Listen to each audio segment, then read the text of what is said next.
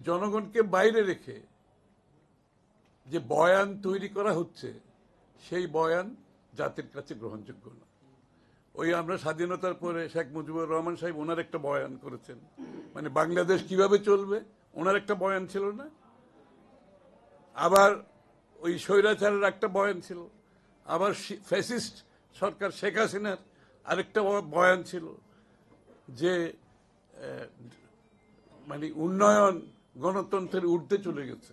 এই ফ্যাসিস্ট সরকারের আমলে অবিচল থেকে গণতন্ত্রের প্রতি অবিচল থেকে, দেশের মানুষের অধিকারের প্রতি অবিচল থেকে, মানুষের মালিকানা, দেশ বাঁচাও মানুষ বাঁচাওয়ের চিন্তায় অবিচল থেকে নিজের জীবনের ঝুঁকি নিয়ে এখনো জীবন যুদ্ধে উনি লড়ছেন শুধুমাত্র বাংলাদেশকে ফিরে পাওয়ার জন্য।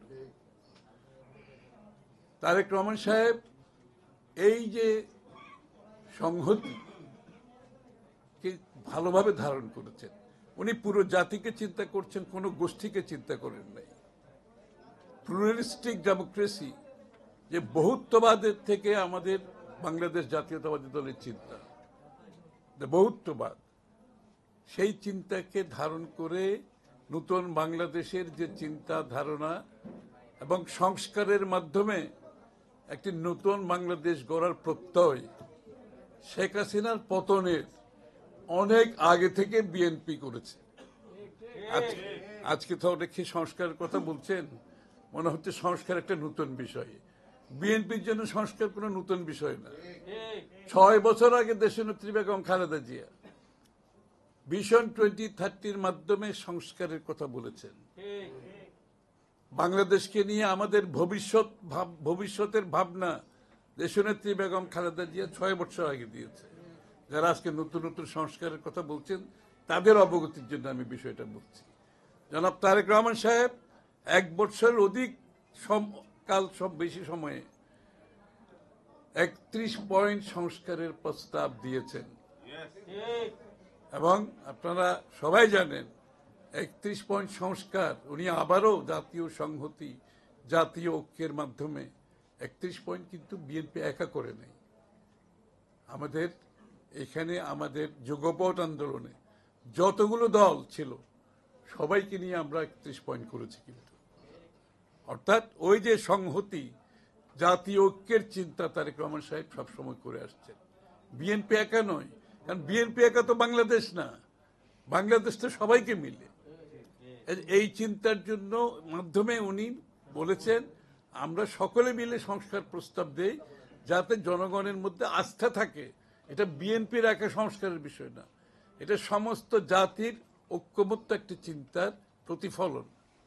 এর বাইরে ছিল শুধু আওয়ামী লীগ এবং তার কয়েকজন দোসররা, আর সবাই কিন্তু 31 পয়েন্ট সংস্কারের সাথে ঐক্যবোধ পোষণ করে আমরা সবাই মিলে সেই সংস্কারের কথা বলেছি 1 বছরের অধিককাল সময় আগে। আরো তাদের অবগতির জন্য বলছি, শুধুমাত্র তাই নয়, তারেক রহমান সাহেব শুধু সবাইকে মিলে ঐক্যবোধের পরিপ্রেক্ষিতে সংস্কার প্রস্তাব দেয়নি, এটা বাস্তবায়নের চিন্তা করেছেন। কিভাবে?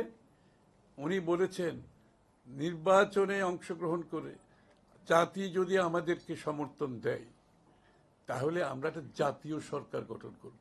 জনগণকে বাইরে রেখে যে বয়ান তৈরি করা হচ্ছে সেই বয়ান জাতির কাছে গ্রহণযোগ্য না।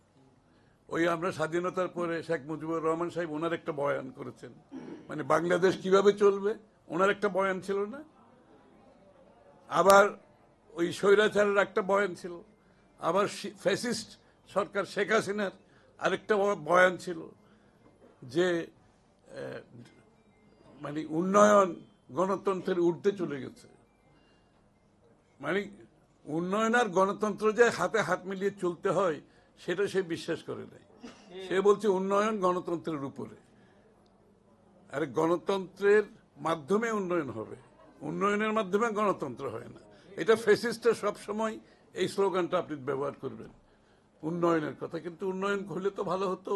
উন্নয়ন তো হয় না, হয়েছে লুটপাট, হয়েছে বিদেশে 150 বিলিয়ন পাচার, হয়েছে তার কি সহকারী না 200 কোটি টাকার মালিক সে শেখ হাসিনার কি যেন ওটা 400 কোটি টাকা, ও ড্রাইভার নাকি, হ্যাঁ পিয়ন।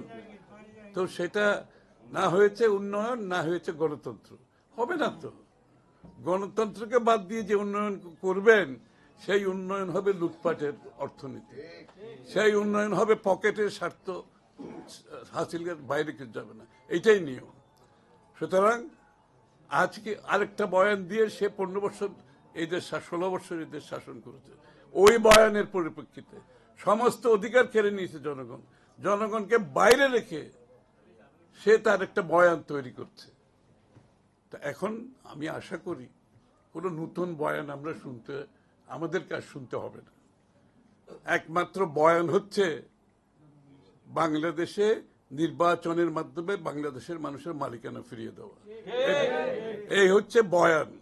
এই বয়ানের বাইরে বিগত দিনে যারা এই দেশ শাসন করেছে বিভিন্ন বয়ান দিয়ে, তাদেরকে জনগণ প্রত্যাখ্যান করেছে। নতুন বয়ান শুনতে চাই না। একটা বয়ান, সে বয়ান হচ্ছে বাংলাদেশের মালিকানা, জনগণের মালিকানা ফিরিয়ে দিতে হবে, গণতান্ত্রিক অর্ডারে ফিরে যেতে হবে। বাংলাদেশের মানুষ সিদ্ধান্ত নেবে বাংলাদেশ কোন পথে যাবে।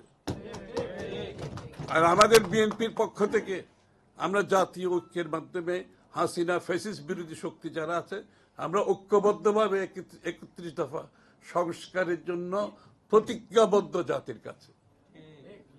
আর কেউ করুক না করুক আমরা জানি না, আমরা কিন্তু প্রতিজ্ঞাবদ্ধ। এই 31 পয়েন্ট সংস্কার বিএনপি এবং আমরা যারা রাস্তায় যুদ্ধ করেছি, আমরা যারা জেল খেটেছি, আমরা যারা প্রাণ দিয়েছি, গুম হয়েছি, খুন হয়েছি, চাকরি হারিয়েছি, ব্যবসা হারিয়েছি, রক্ত দিয়েছি,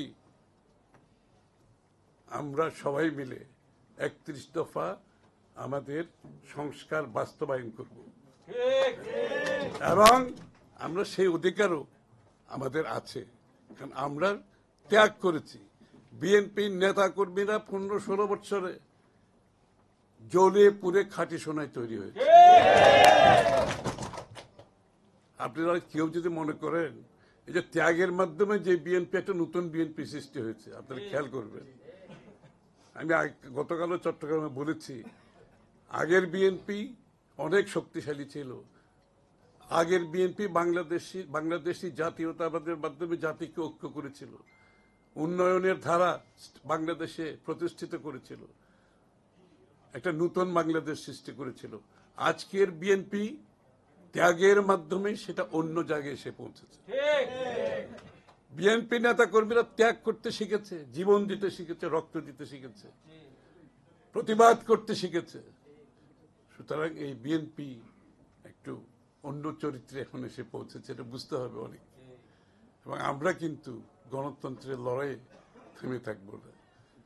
আমরা কিন্তু জনগণের ভোটাধিকারের জন্য লড়েছি, আমরা কিন্তু জনগণের মানবাধিকারের জন্য লড়েছি, আমরা জনগণকে সাথে নিয়ে রাস্তায় নেমেছি।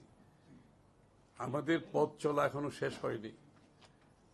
যত সত্তর বাংলাদেশে একটি নির্বাচিত সংসদ সরকার গঠিত হবে, যারা জনগণের কাছে দায়বদ্ধ থাকবে, জবাবদিহি থাকবে। আপনি যদি নির্বাচিত না হন, আপনার তো কোনো দায়বদ্ধতা নাই, আপনার তো কোনো জবাবদিহিতা নাই। এটাই তো বারবার হাসিনার কোনো জবাবদিহিতা ছিল, কারণ সে তো নির্বাচিত ছিল না। হ্যাঁ, ওই শেখ মুজিবুর রহমান সাহেবের সময় উনি যে বাকশাল করেছিল একদলীয় শাসন, ওনার তো কোনো নির্বাচনের কোনো ধারটা হয় নাই। তো ওই জন্য ওই যে বয়ান সৃষ্টি, একটা বয়ান, ওই বয়ানে উনি দেশ চালিয়ে গেছেন, হাসিনা আরেক বয়ানে চালিয়ে গেছেন। আমরা নতুন বয়ান চাই না। একমাত্র বয়ান হচ্ছে গণতান্ত্রিক অর্ডার ফিরে আসতে হবে, জনগণের কাছে জনগণের মালিকানা ফিরিয়ে দিতে হবে, জনগণ সিদ্ধান্ত নেবে। আপনি গণতন্ত্রের কথা বলবেন আর নতুন নতুন বয়ান সৃষ্টি করে জনগণের ক্ষমতা আপনি আপনি সীমিত করবেন, কিংবা কেড়ে নেওয়ার চেষ্টা করবেন, কিংবা জনগণকে বাইরে রেখে সিদ্ধান্ত দেওয়ার চেষ্টা করবেন, সেটা গ্রহণযোগ্য হবে না বাংলাদেশের মানুষের কাছে।